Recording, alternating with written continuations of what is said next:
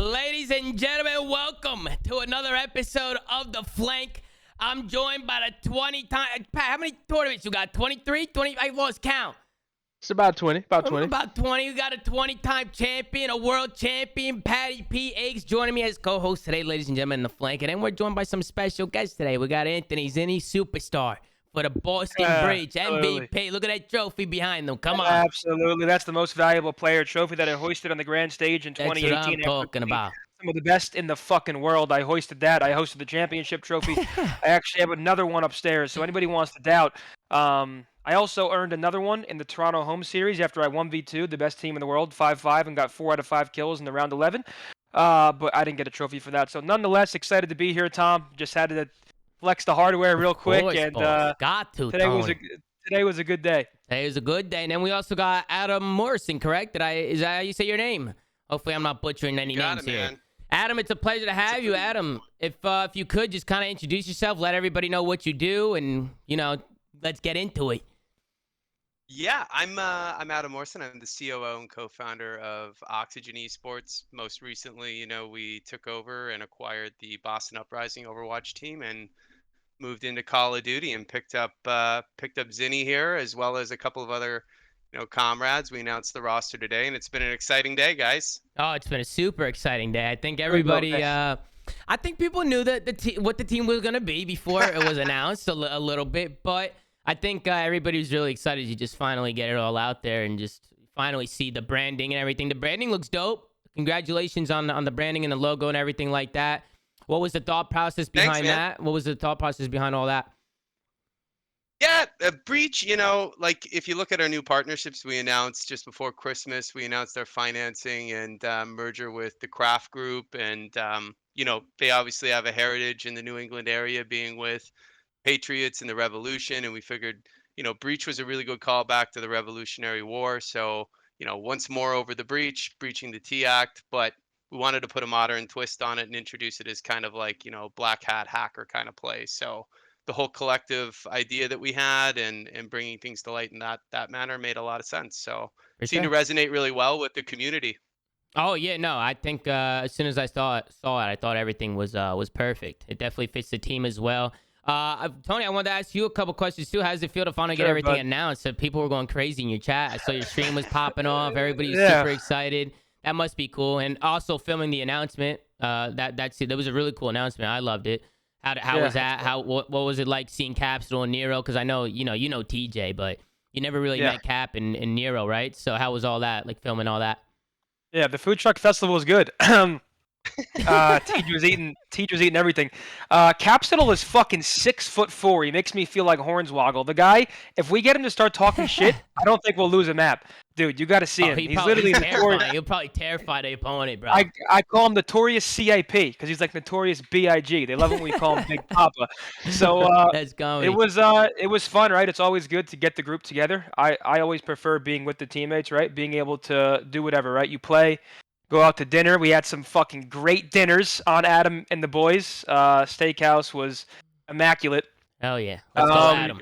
So it was good. It was good to put some faces to the names, right? Meet everybody behind it. And it was good to see, I guess, the passion behind it. And I lie a lot, and I say this with every org I join. It was good to see the actual passion and the honesty from the organization at the very start. And it was very much a kind welcoming, and it wasn't, hey, do this, we're going to tell you what to do. It was, if there's anything that we can do better or that you disagree with, please let us know, right? So off the bat, it felt like a family inclusive type team where we'd have our voices heard, and it wasn't do this. It's more like, what can we do to help everybody? So right. I'm just excited to finally get it out, right? Obviously, it's been under wraps for a while, and it's came to fruition today. Yeah, hell yeah. Dude, when I pulled up to pick you guys up at the airport, I had the biggest Suburban that I could rent in Boston, and I didn't know if it was big enough for Caps, to be honest, when he rolled in. It was great. That's comedy. So Adam, what was it like forming the team? Because at first it was a lot of rumors of just 11 teams, and then the 12th spot just kind of came out of nowhere. So what was that whole process, and what did it happen like in the blink of an eye? Because I felt like it happened so fast. Well, it certainly felt like that. But you know, like we'd always had our eye on COD for quite some time. You know, order of operation was we had our deal that we were working on with the Overwatch team for some time, and then, you know, when there was a 12th spot and there was an opening in the league, we just kind of had to take the opportunity and jump in, you know, waist deep right away and seize that. And you know, like one of the other things I didn't mention, my background, I was a co-founder in, you guys probably know Reciprocity. Yeah, of So I course. was a co-founder with Rec. Yeah, and so I had a really good relationship with Denz and Zach from back when. So there was a good opportunity to tag those guys in and start formulating early. So I think we had the inside track and we knew what we wanted to do, and we had to put everything into action and act quickly. And Yeah. you know, I think like it's a real testament to the team with how much we kept it under wraps. I was surprised that you know, more people didn't know earlier that we'd be moving into the slot. I get obviously once we action the slot that the community all kind of, dude, like you guys are animals. Like pulling up trademark applications and stuff on streams and trying to figure out who's registering Oh what yeah. names and everything. Yeah. Yeah, They're we just detectives. decided once we yeah, yeah, right.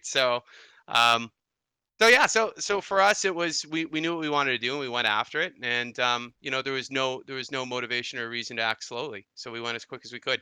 So I guess my question would be, because I think Dins and Zed kind of alluded to this a little bit, is this had been something that had been formulating a while, right? It was I think a plan for you guys for at least a month or at least a little longer out than that. Um, were you guys also kind of in the running, I guess you could say, for when the rumored 12th spot was available? And I think there was a couple names mentioned. I think DC was a org group that was mentioned that was in discussions of acquiring that spot. Were you guys also kind of uh, in that running at the same time, or did you guys get involved after that, or how did that kind of look like on a timeline for you guys? Yeah, for us, we had always had the vision of where we wanted to be. Like part of our overall strategy is to really bring back more community involvement. You know, I've got a really great set of partners that come from a background of running community initiatives. They operate land centers, facilities, bunch of other complementary businesses in the esports space, and they're rock stars at it. And you know, we'd always said that we wanted to be in COD. First step though was to do our deal for the Overwatch team, and then you know we had our eye probably on the horizon towards 2023. And the strategy was always let's create our moat. You know, really be true to that ideal that we say about you know being New England's premier esports org. So kind of carving that out and creating that foothold, but you know, we weren't rushing towards it. We had enough that we were doing this year, but then Yeah, of when the course. deal kind of fell through and the opportunity presented itself, we jumped in. So it was like we had done our homework to qualify the space and qualify the market and know what we wanted to do. It was just a matter of, you know, taking the right time to entry. And when the doors opened up, we just jumped through, right? Yeah, absolutely. Oh, that's good. And then also just watching the team. I mean, how did the team kind of come together? You started with just the coaches, right? Adam, I feel like you just kind of started with the coaches and kind of just told them, listen, you guys know COD, you guys know what's going on here. Try and form the best team. Is that pretty much how the team formed? Yeah, more or less. Like I really do like to judge or sorry, yeah, trust our management team. Denz is awesome, Zach as well. And you know, we from day one I knew that they take a similar approach to kind of qualifying talent and strategy that we do. Um, previous days, like one of our co-founders actually has a great company that deals in analytics and insights for scouting talent in esports and other markets, other games. And you know, it was definitely the same sort of approach that Dens had. So I think we had a short list going into it, and when we sat down and kind of put all our cards on the table, sure enough, it was probably about 90% of it overlapped and intersected. Um, you know, and Zinni too coming on board, like, dude, I'm the odd duck in my company here in Oxygen. I'm up here in Canada in Toronto, so you know, it's always good. I've had my eyes on what OAM had been doing for a while, and I knew his character and profile, and Yeah. I thought it was a great opportunity to kind of start to build around that, right? Mm-hmm. And And then I guess, go ahead, Pat. Go ahead. oh yeah, no, I was just gonna say for Zen, you obviously had a team that you were playing with in the beginning of the game, before the Boston kind of acquisition had happened.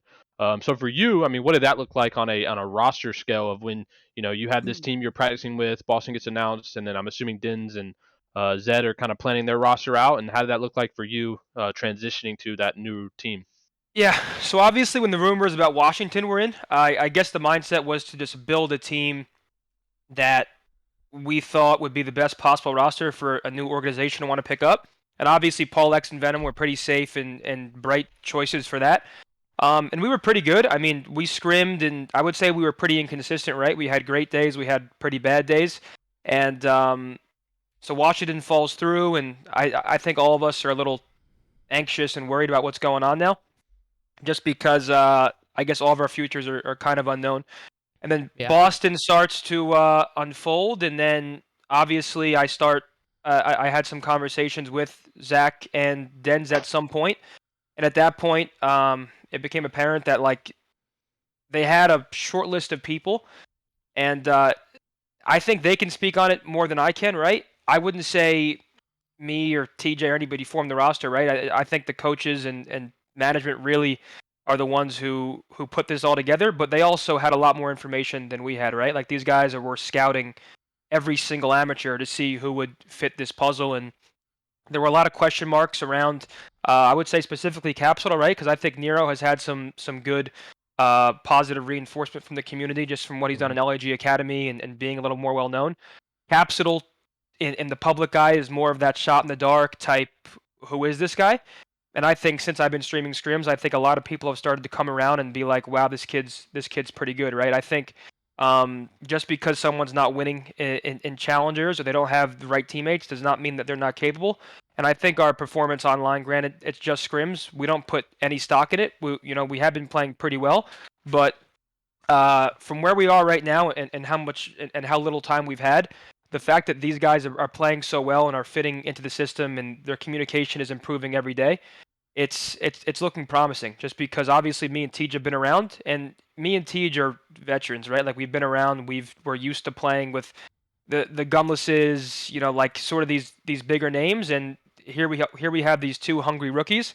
And I think it's like an overall good mix, right? You kind of have these two veterans who are pretty aware that they're sort of on their last legs, right? I mean, me and Tej were very aware of the fact that if this team didn't come in, we found ourselves not in the Call of Duty League. And I'm not sure if Nero and Cap saw themselves in the league. So I would just say it was a combined effort from the coaches, the management. Of course, I had opinions too. Like as soon as I heard some names, I started scouting Nero and Cap myself, and I'm happy with where we ended up. And that doesn't mean that because to speak on this, a lot of people were saying, "What happened to Venom and Paul? You dropped Venom and Paul." Those two are great players who deserve to be in the league. The problem is there are very limited spots, right? So I would not be shocked at some point this year to see Paul and Venom in the league. And of course, it's always hurtful and it fucking sucks to have to deal with decisions like that. But that's the way of the road. Yeah, I mean, even you always say, Tony, how you just there needs to be more teams, just because there's so much talent that's kind of sitting on the sideline that isn't in the league. It's kind of crazy to think about. There's a lot of players who aren't in the league right now that are really good. And then if you look at all 12 teams in the league right now, they're all stacked. Like so, it's you got to take it with a grain of salt. But what about content? What are you guys thinking about for content this year? You guys have some ideas? You guys gonna be a big content team? Adam, people love content in this community, man. They like to see some stuff. You guys have any plans? Oh, are you muted? Adam, I think you're muted. Yeah, Adam, your mic's muted. There you go. You're good now. Got it. Okay. Yeah. Well, I was gonna say you guys seem to like the video today, right? That went over really pretty good. well. I Yeah, thought that was everybody great. liked the tone. Yeah. Aside from you can ask Zinnier, but being in that warehouse for 10 hours, in Boston in the cold. We had the truck, man. We were warm the entire time. We were bumping. Yeah. Fucking Pop Smoke, Juice World. We were bouncing in that truck. No weekend? Man. You didn't get the weekend going in there? I mean, dude, I was bumping. It was before the album dropped, but we dabble with the live, weekend. Yeah. Well, the weekend album 1 to 10. What do you rate it, Sin? Listen, I'm a big Weekend fan. I have it at like a 9. I think. Interesting. I like it a lot. That's my personal opinion. So I understand. It's a little different. I understand why some people don't mess with it like his mainstream stuff, but I personally really enjoy it. I guess, Adam, I have a quick question for you. I mean, since you mentioned Reciprocity, obviously you were very involved there and co-founded it. And I think looking back at the BO4 season, a lot of people did like the Reciprocity content that was being produced. Is Yeah. it just you that's coming from Reciprocity, or is there a couple other people that you've brought with you, or kind of, I mean, how's that like vision look as far as Tommy brought up content for this year? Like getting the band back together, you mean? Yeah. Yeah. So, uh, yeah, no, there's definitely a strategy. The Rec in Vegas series is awesome. I've always been really good friend. I don't know if you guys have ever met Matt, who is the director of content over there at the time. He co-hosted a lot of the podcasts that they did with Chad too.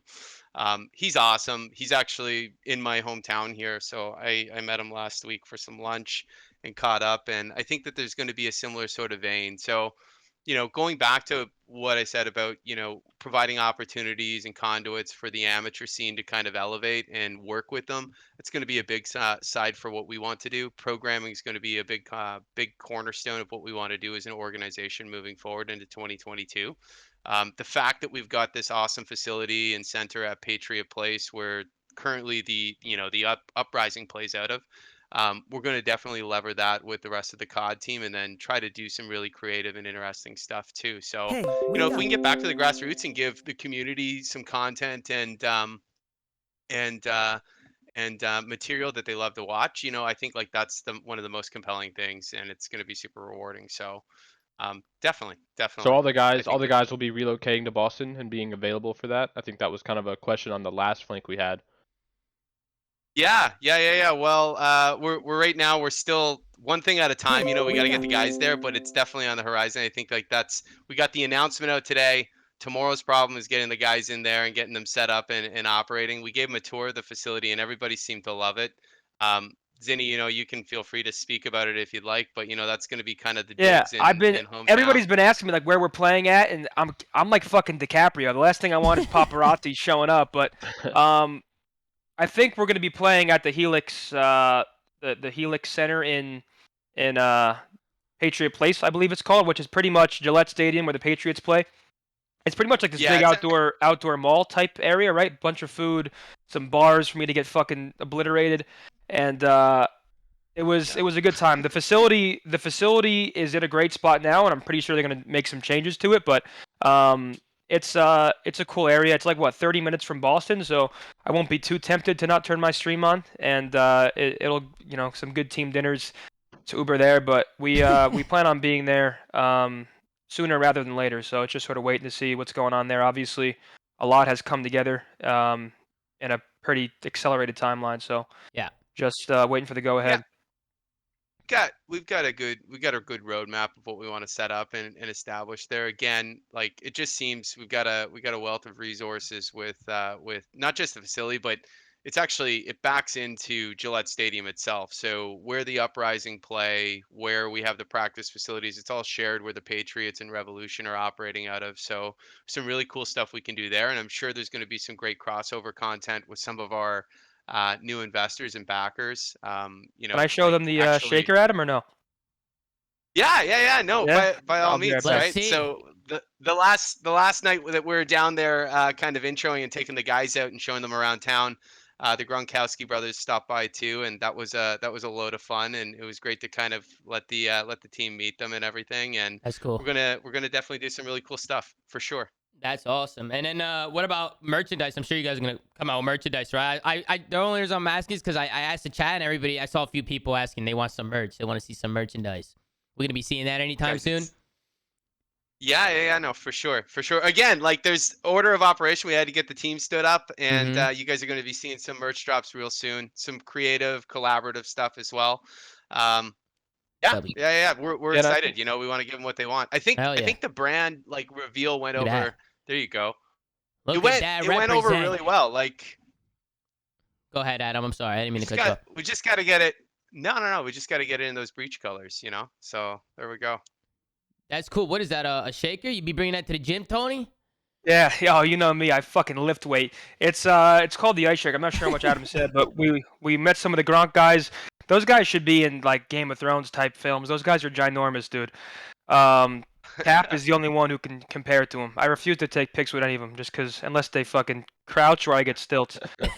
But it was cool to, like I said, it was cool to meet everybody, a couple of the Gronk bros, and looking forward to more collaborations. Right next, me and Mac Jones on the field throwing some balls. Yeah, man. Tony, I don't know if you're the most athletic type though. I don't know, Tony. Is that you? I could throw a fucking football. Can you? Yeah, I Like played football growing up. like a perfect spot. I feel like throwing like a football Yeah. pretty far with a perfect spot is difficult. Are you people? I played sports my entire life growing up. No, cap. I'm not the most pictures. athletic. Why would I Use the lie pictures. about that? just I'm not the fucking- most athletic, but I can busting throw. your I can balls. throw a ball. I'm busting your balls, Tony. I'm busting your You're a balls a prick. little bit. I have You're a a prick. question. Producer Ben sent me some questions. We got through most of them, honestly, just naturally. But one question here is, what's the inspiration behind the branding, the graffiti style? How hard was it to spin up all the design in such a short period of time? Yeah. Like I think I kind of touched on it a bit, but we went from that like the old school concept of the Revolutionary War and trying to play in with our partnership with the Patriots and the uprising and such. So breach, but putting a modern twist on it, so almost like a security breach. So if you think of like black hat hacking, anonymous, what have you, the masks kind of play into it there too. The color palette, it just we went through a really like we work with an awesome agency on developing the brand. And it just came out great. Like the pastel colors, the B, like there's a lot of heritage with sports teams in and around Boston. When everybody sees that B, they know what it means. So, we wanted to try to integrate as many kind of Easter eggs and feels as we could into in what we're standing up. Cool. And how long had that been in development? Like, because you guys mentioned like you were starting with Overwatch and then you saw the opportunity with Call of Duty. Was that kind of always the vision, or did that take a while for you guys to kind of come up with as far as the design and the theme goes? Yeah, so like we also had the benefit of the fact that Oxygen itself was fairly new as an organization. So it's not like we formed an org and then we brought on new people and a ton of time went by and we went back into that creative mode where you're trying to figure out, you know what I mean, how you want to define yourselves. We Yeah. kind of just done that exercise about a year and a half ago. So there was definitely some ideas and concepts and really cool threads that we were already kind of thinking about how we want to tie together when this happens. And like any any org owner, it's always like a kid in a candy shop when you're thinking about what new game you want to go into and what new community you want to integrate with. So Call of Duty has always had a sweet spot in my heart as well as my partner Murph's. So we are always thinking, what are we going to do when, if or when we got that kind of, that franchise for this area? How would we want to position it? So we had some great ideas going in, and we just needed a really great agency to work with to help us kind of paint the picture and bring it to life. And sure enough, I think we got there, right? Yeah, I think it was a phenomenal job. I think hats off to the agency and you guys, because I think the product you got is awesome, and I'm glad to see it in CDL. Oh, for sure. Nice. And then I guess Adam we'll kind of end off on this question. I mean, we have some other questions here about GAs and control, Zinni, that Ben wants me to ask you, but at the same time, maybe we could keep that for an episode tomorrow because we'd be talking in circles with stuff like that. One question I got for you, Adam, is besides for obviously seeing the team win, right? What are some of the goals that you have for the Boston Breach this year? And are you guys looking at maybe hosting an event next year? Are you guys interested in maybe bringing everybody to Boston?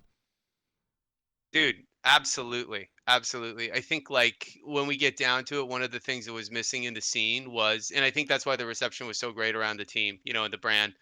Everybody wanted to see something in Boston. We've got New York right next door. You look at all, like we're integrated with some real great, dynasties in the sports world, right? So being able to replicate that in a meaningful and legitimate way, in esports, like not a square peg in a round hole, but doing it the right way, I think speaks for itself. So if we could stand up some events, work with some of the other teams in the league, we're totally open to that. And it leans back into what I said about how ultimately creating paths and conduits from the amateurs in through the pro league are something that we'd like to do. And you can't just start with that. You got to think holistically. So top down, maybe doing a major, maybe something along those lines. And then, also working for some supplementary events to kind of help with that programming throughout the way.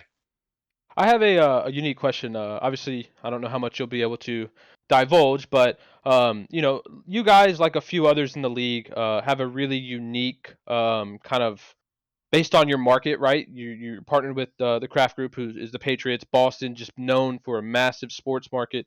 How important is that for you guys to kind of start doing more community activations in Boston, stuff like that? Is that kind of on your guys' radar, and is that very important to you? Like, where's that priority level fall for kind of growing that market and transitioning into the gaming, premier gaming team as you guys, Oxygen was, and now with the TDL? Yeah, it's a 10 out of 10 priority, really, at the end of the day. When you look at it, I think there's a lot of the successful organizations out there all have a secondary business model, and they're looking to figure out a key way to vertically integrate and kind of service the amateur and just like the holistic community. From our perspective, we know what we're good at, we know what we're not good at. And one thing that we're good at is, catering to community. Um, you know, between my partners' backgrounds and their businesses through Helix, between what my background outside of rec, I was also a co-founder in a company called Millennial, and we had a studio and venue in downtown Las Vegas, and we ran a ton of events out of there. And I think just like moving forward, being able to kind of provide that infrastructure and framework is a big part of our strategy. And then alongside that, from a programming standpoint around that specifically, standing up an academy program and really seeing how we can build these hubs to kind of foster those communities. So when you do the homestand events, and the majors and stuff, you have people turning out in droves in the right way to support their teams. So building those stories, working with the content, working with the community, it's all part of the roadmap for what we want to do.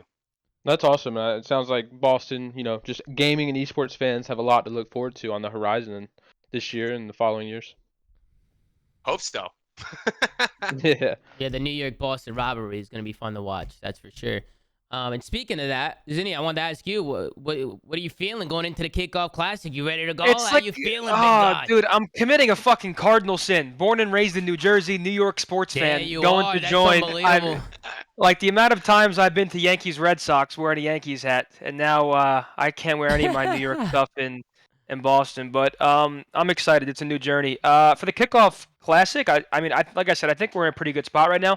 Um, Obviously, we want to go out there and win the Kickoff Classic, right? At the same time, it's more of a single elimination, break the league in, shoot some content type event. It's not a major, so while our plan is to be as polished and good at that event, I would say it's out of the upcoming events probably the least important, right? But the goal is to win it. That being said, as long as we go out there and get good reps, right? It's Nero and Cap's debut on LAN. I haven't played in LAN in 2 years, so just sort of getting the rust off is the way I look at that event, while also preparing and getting ready as if it's a major, right? Obviously, Yeah. no one wants to go out there and lose. So I'm not saying that we're not going to prepare accordingly. It's just more like a rust off. Let's get into our element type event. Yeah. I mean, I've been think watching a it's lot. good for Oh, go ahead, Adam. Go ahead. No, I was just gonna say the two new guys, like Caps, he's local as well, so it's gonna be a good opportunity. Let's say just like a safer environment, to get out there on LAN, and I'm looking forward to seeing what both him and Nero do too, because like Zinni and TJ, they've been on the scene for a while, so they know what to expect. But I'm kind of looking forward to see how the team gels there. Yeah, I mean, well, judging based off what I've been seeing in practice, I mean, you guys look good, Tony. I mean, you and Adam. Yeah. I mean, you guys are looking really good. It seems like you guys are meshing really well together. It seems like you guys have a good understanding of how to play off one another. The young guns are looking really, really good, especially Capsidal. That guy's been frying, at least from what I've been watching. And I think the most exciting thing about our team is how good I think that we're going to be at search, right? We have pretty much a team of search and destroy stars, right? Like Cap is a Yeah. search and destroy star, Nero, really good at search, and obviously that's not stuff you're going to see on stream for the most part. So our hard point has been looking good. Obviously, controls up in the air, but I'm confident that at maybe not sooner. I mean, hopefully sooner rather than later, but at some point, I think we'll be one of the top S&D teams in the game. And I saw a question I want to answer in your chat, by the way. Yeah. It was towards me and Adam. It's like, what would you consider a success for Boston Breach this year? If you watch any of the streams when we're scrimming, the only time I get really upset is if either we're not talking, which, we're not putting our absolute 100% effort in, or we're making the same mistakes over and over. So I would say a success is making sure we leave it all out there, right? Like prepare the best to our ability. That way we can't look back at an event and be like, oh, we fucked up practice, right? Like there's nothing worse than going into an event and then blaming it on your practice, right? Like your practice needs to be 100% every single day. At least you strive to be, right. You're going to have off days. We're human. Everybody's going to have a bad day or a shit week or something in your personal life is going to happen. But trying to minimize those days is going to be important. And Yeah. just putting our best foot forward, preparing being a team. Like we talked in Boston, I think it's very much about like keeping the problems in the team internal, right? If you have a problem with me, I want you to tell me. Let's not go in team speak. Like as long as we stay cohesive and we trust each other and we keep the problems about the game and not each other, we're going to be a force to be reckoned with. And I'm just looking forward to finally getting after it on LAN. So kind of talking about your guys, practice and stuff like that. Obviously, I do think you guys are going to be a powerhouse in search.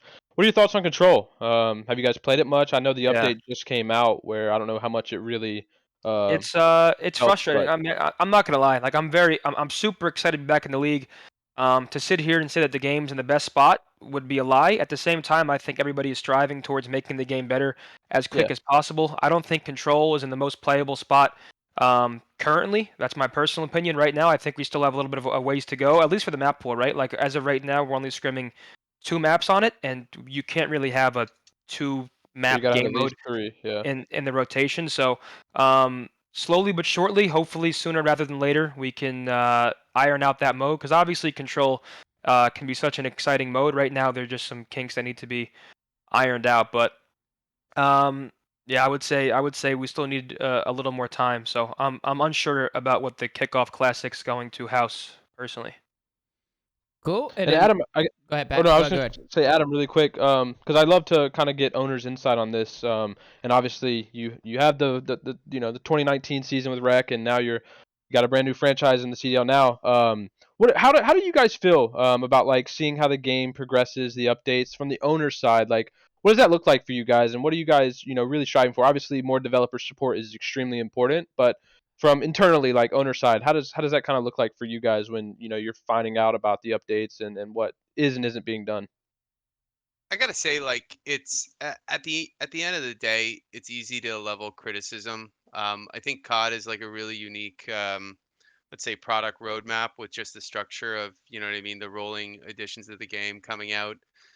So obviously there's going to be some years that are better than other years, but I got to say, the whole experience of moving into the league, like it was a pretty Herculean task to kind of stand up the team, get integrated, do what we're doing.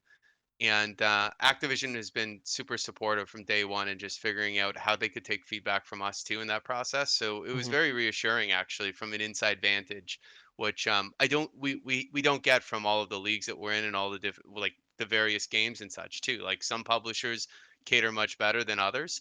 I think right now, obviously, everybody kind of knows there was a lot of, I don't want to say toxicity the last few weeks, but definitely there was a lot of points that have been raised, and valid criticism too. But I get the impression that they're trying to make the correct moves and kind of right the ship as much as possible. So I'm excited to see how it goes, and there's always going to be subsequent seasons and stuff. I feel for this season we're pretty well positioned, and I feel like we're being heard, and that's important. But I'm it's trust but verify also. We're going to get into it and we got to see how the rest of the season's going to roll out, right? Yeah, for sure. And that's good to hear that you mentioned that you were reassured by Activision, because I do think, and the community doesn't really get that insight a lot, is where I think Activision is very supportive and on the kind of the same page, but we do have to understand there's a big disconnect between the studios who are obviously developing the Yeah. games, and I think that's where the disconnect is for kind of looking at our product as a CDL, the competitive version of the game. But it is good to hear that Activision is kind of on top of the ball and just trying to get things rolling on the dev side. I mean, you kind of nailed it. Like there is a clear division in most games. There's the studio side and then there's the esports kind of infrastructure that's built around it, the framework for, community initiative and what have you, and competitive initiative. And there's really great people working on the other side of the aisle as well. It's just, you gotta figure out how to bridge that gap effectively, and everybody has to be in communication and cohesive from day one, right? Else you're always working backwards. But I think they've heard and they are making the right moves here. So Cool deal. Cool. And then I guess we could just kind of end it off with this. Tony, I'm going to ask you this question. Are snipers in or out? What's going on here? I think for right now they're in, and I want to say this publicly because I believe there's like a huge disconnect here. The pros want to play the best possible version of the game every single day. The last thing any pro wants to do is sacrifice the viewer's experience um, to make the game less fun, right? Like, I understand the frustration with certain decisions. The only thing I'll say is I think it comes from a good place. It's not a, yo, let's make the fucking game boring to watch. It's let's play the most competitive game possible. And so I think for the Kickoff Classic, we're going to use snipers, see how it goes. I think the biggest thing is if there was no aim assist on snipers, it wouldn't even be a conversation, right? It's just when you have, I'm not going to name any specific players or teams. I'm not trying to get into that, but that's all I'm going to say is like when decisions like that are made, they're voted on every single team, by every single team. Majority wins, and it's always to play the most competitive product we have. And obviously, there's issues with it, but it doesn't make sense for any of us to try and make the game less fun to watch. It's not about that. What about smokes? Because I know smokes are kind of the reason the GA for the sniper kind of that discussion started, right? If you have a broken smoke grenade and then you remove smokes, then snipers become a lot easier to use, especially in search where if you're not able to smoke crosses. So what does smokes look like for the kickoff? Yeah, so I think we're going to be using one smoke. I don't think you have to realize that map layout is also important in the discussions when it comes to smokes and snipes, right? Like, can you imagine 2 smokes on bow cage? Like, it's already chaos, and you guys have trouble watching that. Imagine two smokes on a map like bow cage, or imagine a sniper every single round just staring at church on Tuscan, which is somewhere that you can already barely get out of. Now you have a sniper with aim assist and the best players in the world looking at you. It's not about making the game boring to watch. We want everybody to enjoy watching our game. Like, we want the esport to be the best and biggest it can be. But we always try to be fair, and majority wins. So we're going to do one smoke. We're going to do snipers. We're going to try it out. It was never about making the game or pissing anybody off. It's just about playing the most competitive version of our game. Well, I'm happy to hear you guys say you put snipers in, because I definitely think you guys should keep the snipers in for sure. And let me just say, we did that for viewers' sake, right? Like, the vote was still no snipers, and I know what a lot of you guys are thinking. Oh, the best snipers in the world. You're trying to nerf the best snipers.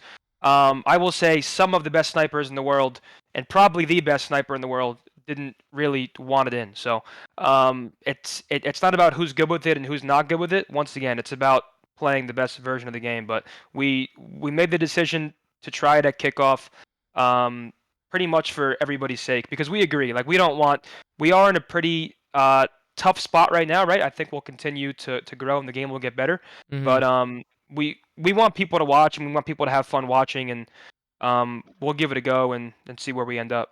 I guess for me, Adam, I know you mentioned earlier you had to run a little short. I want to give you the opportunity to kind of, any potential Boston fans out there or anything like that. What's your kind of final statements and something fans can look forward to for the year from you guys, and kind of where your final thoughts. Yeah, man, I would just say buckle up. Like, I think the reception we got from the community today was stellar. It was about as good as we could have hoped for, and I'm just happy that we've got so many enthusiastic fans out there, and it's gonna give us more and more appetite and opportunity to give them what they want. So, stay tuned for we will get that merch out there. We'll get merch out there. We'll get some great content. We're going to be hyper competitive. And keep an eye out for programming, community events, and various other things that we want to run too. So we're just excited to be part of the scene, and the one thing about us is we're super accessible as well. Like, we're online. You can hit us up anytime if you got any great ideas, and just feel free to reach out. Yeah, I'm giving away masks and merch whenever we get them to subscribers of Zin City only. So figured I'd plug that in there. If you guys want a chance of winning some exclusive merch, you can subscribe at my channel. I like that. Tony, what about me? Am I getting some of that? Or Boston Breeze as well. You guys can subscribe to Tommy as well. I'm sure he'll give away something, but I'll give him like one mask to give away. I think I can swing that. Yeah, we can send Tommy a mask. Yeah. And if we can, I blame Adam. Yeah. I think we can pull some masks, man. We'll definitely. I think people love them too. We'll get some out there. Wait, no. If you had people in the crowd, Adam, wearing that mask, that would be a cool gimmick for sure. Yeah, that'd be dope. Like, there's been like it is like it's dope. So go ahead. The mask is dope. Sorry, no, I was just gonna gas it up because I'm not gonna lie. I think a lot of the esports team don't do themselves justice with like content and overall brand identity. I really like the look of our brand, and I think it's super unique compared to a lot of different organizations, right? Like it's like I don't know, I just think the overall brand look and like the meaning, the collective, the masks, I think it's all just like it's super fun to get behind, right? Like it's something cool to actually be a part of is the way I kind of look at it. When you brought up the mask, I was envisioning like, you know how the camera pans to the fans after like a series win or a big map win, and they just pan to the fans who are like cheering with the mask on. That'd be pretty sick. Like the row of Boston fans with the mask. Yeah, that would be cool. That would be super cool. Yeah, I'll give a shout out too to Frostbite Studios, Frostbite Cosplay. They helped us out with the mask. They did an awesome job. You know, we had a great concept, but they brought it to life, so it's pretty cool. But you know, we're gonna think of some really cool content plays around the masks. Like, you know, there might be a limited edition that gives, you know, access to all the home stands and various different events that we do, or various things like that too. So just keep an eye out for it. Cool. Hey Tony, anything you want to say to your supporters, everybody watching before we end it? Listen, man, better days were ahead. I mean, like they really were, Tony. They really were, man. I was talking about it on my stream earlier, but I mean, me and you had a lot of long conversations outside of streams to discuss like where my future was going, and luckily because of my community and what we were able to grow in such a short period of time, I was in a pretty positive space. Right, the last thing I wanted to do was walk away from competing, and even with me now competing, there are a lot of people who think I'm not the smartest, or I should have just flew into full-time content. I guess my only message is like, if you have the ability to do what you love, just like hold on to it for as long as you possibly can, right? Like the way I look at it is competing. There's a stigma about age, but nonetheless, competing, there is sort of a time frame where you can compete before you're going to get benched or you have to walk away. Like right, like your priorities will change. Content is something that will always be there. Granted, maybe I won't have the exact same momentum I had, but the goal is to sort of do both simultaneously to the best of my ability, right? If I have to sacrifice a little sleep or sacrifice going to the gym some days, right? Like I'm aware that I have to make certain decisions to do what I want to do, and that's compete, right? So yeah, the plan is to keep streaming scrims and like doing everything we can to sort of include the community in our day-to-day sort of activity, right? Streaming league play, I'm sure me and you are going to be back on it. It's just, I have to work harder now to really continue, I guess, growing the community that I started to build. Yeah, I mean, I'll definitely be on rank play. I'm pretty sure I'm banned on GTA. So really? Yeah, I'm pretty sure. So we could have some fun on rank play, dude. Tony, I miss rank play. Dude, I can't. Me, you, and Seth are back on the grind as soon as it comes back out. We were talking about last night playing Warzone. We missed you. We were talking about how, I mean, if you think about it, pretty much all of our content last year was based around league play and then like watching subscriber 8s or pro 8s. Like, as soon as we get league play, like that's one of those things that you can sort of just dive into and be addicted to and play hours on end. And it's also pretty interactive, right? Like you don't have to be fully immersed into league play. You can look at your chat, talk to people. Yeah, you can play with your chat.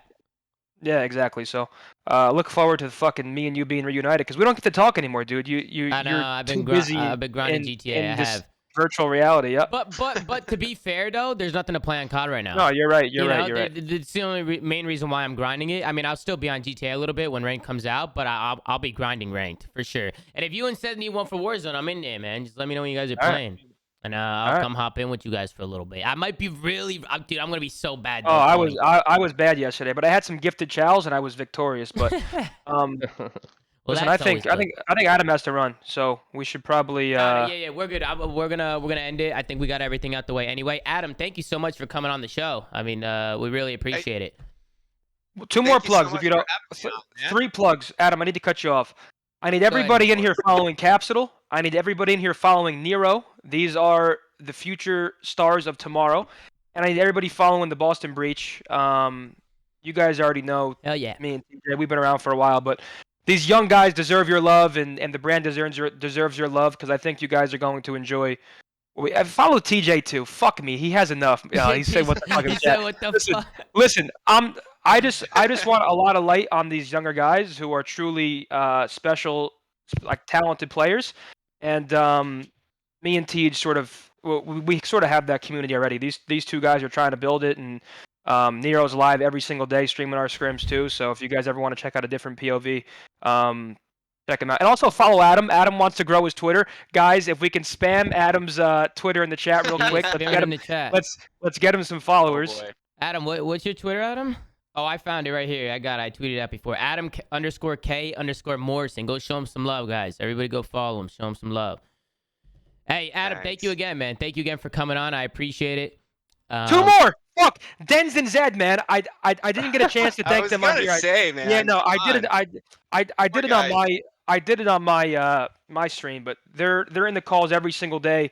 Whether it's gameplay related, personality related, just trying to put the best possible team out there on the stage when we get out there and making sure we're happy and that we have nothing to worry about. So I'm thankful for Dens and Zed because they obviously are sort of like the main reasons that I have this opportunity and my teammates have this opportunity. And obviously they're former players that you guys have known to grow to love. So special shout out to them as well. Go. That's it. Before we did, Ben, are you here, Ben? Is Ben Janus team here, or is he out? Yeah, I'm here with good Tom. You gonna hit a putt for us on cam real quick, or nah? Nah, I'll have to put tomorrow. Oh, let in the chat, ladies and gentlemen. I can't believe this. It's all good. I'll take Ben's spot, but not with a putt. But I do have my own little thing. Tom, everyone was asking earlier why I don't have a webcam. I would like to say that it was rumored a little bit, but I am gonna be co-hosting the flank for 2022. But also with that, check out my social in about a week or so. I have a pretty big announcement that I'm gonna post there. Kind of a big thing for me of what my step 2 and journey is gonna look like. So be on the lookout for that. And can't wait to I will. I can't wait to co-host the flank for the whole year for you guys, and I'm excited. Hell yeah, Pat. Hey, Pat, we love having you on, bro. Especially myself. So thank you for joining us, Pat. You're gonna be a fantastic co-host. You're already doing a phenomenal job. I appreciate it. I just need to get my cam in here, you know? We'll get the camera and the microphone and the lighting and all that. We'll get all that stuff. Go ahead, Tony. You're raising your hand again. What else, Tony? Adam can dip, because I don't want to hold him up any longer. Yeah, but you're good, Adam. I If do, you need to dip out, you dip out. All good. I want to give a special thank you to everybody in this chat, the ZooMAFIA, because throughout that sort of unexpected and stressful time of me not knowing what was next, you and your community helped ease my mind and have my back every step of the way too, right? Like coming on the flank, it's no secret what the flank and what your fan base has done for me too. So thank you to you guys for having my back every step of the way. I'm glad finally some good news for you guys, because for a while it was a lot of what's next and I'm not sure and sort of down the dumps, and now I get to celebrate with all of you. So thank you for having my back the whole way. To you, I'm sure we're gonna see you on here a few times, right? Oh yeah, I'll be coming through as much as I can. Well, yeah, Tony, we appreciate that. We and meaning myself and the whole ZooMAFIA, man. You know, ZooMAFIA loves this city. You know that. We go hand in hand, Tony. We go hand in hand. One big happy family, yeah, exactly. One big fucking happy family. How you doing? But listen, guys, thank you guys so much for coming on. We'll end it there. Shout out to Anthony Zinni, aka Methodz. Shout out to Adam Morrison. Thank you guys so much. Make sure to go follow their socials. Like, comment, subscribe if you're watching on YouTube. Anchor.fm/theflank to see the audio sites we're on. Go follow @theflank on Twitter. Gersh is doing a phenomenal job running socials over there, so go show him some love. As always, guys, it's an absolute pleasure. Tomorrow, Tony, we're going to be talking GAs, control, all that stuff. You know it's going to be probably a long one with some pro players. I think we got Clay and Parasite coming on. I might have to hop in. Also, Parasite retired. I'm sure you'll talk about it tomorrow, but we're having him on tomorrow. Yeah, we love Haggy. Okay. We'll give him some love now. Just say, we love you, Haggy. You had an amazing career, and obviously you didn't. That's something you don't want to see, another personality leaving the scene. But tomorrow we're gonna give Parasite his show. I think Clay also wants to come on tomorrow as well. So we'll have some pro players coming on tomorrow, and we'll have a good show. So thank you to everybody who tuned in. Shout out to Adam and Zin once again, and as always, guys, it's your boy Zoomaa. And it's been an absolute pleasure. Have a good day. Thanks for having me, guys.